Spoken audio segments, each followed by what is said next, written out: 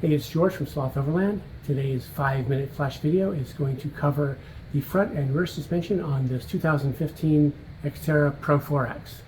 Stay tuned.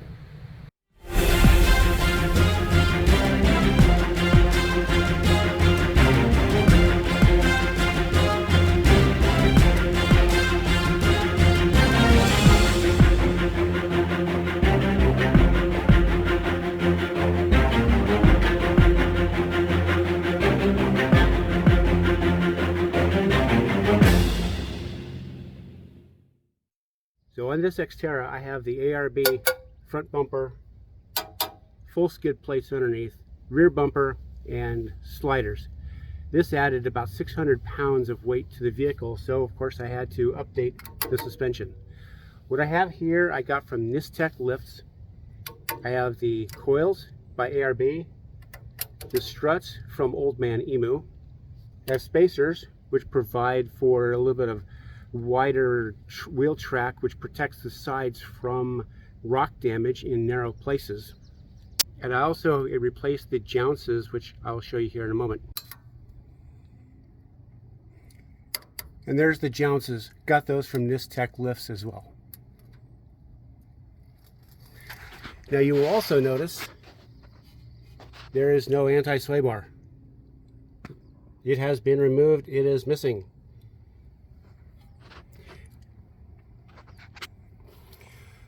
Also up here, an SPC upper control arm, which means I also had to shave off a bit of the coil bucket as well to get this to clear.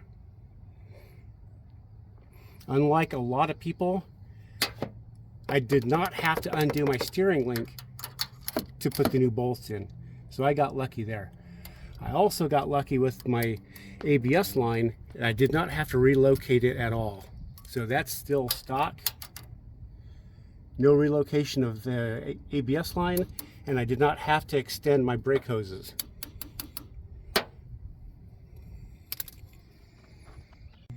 Now, one of the things that I forgot to mention was the 1.5" puck that I have up here for just a little bit extra lift. And a comment about these spacers.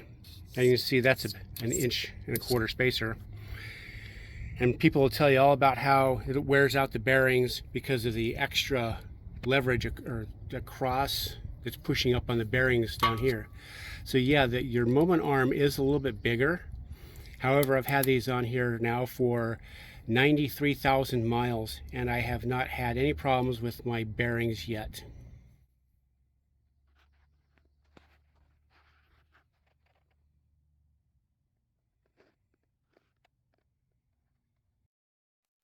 Now let's look at the rear end.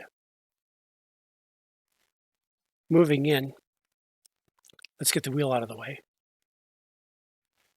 We can see the rear springs, the rear shock, the jounce, and here we see the old brake hoses.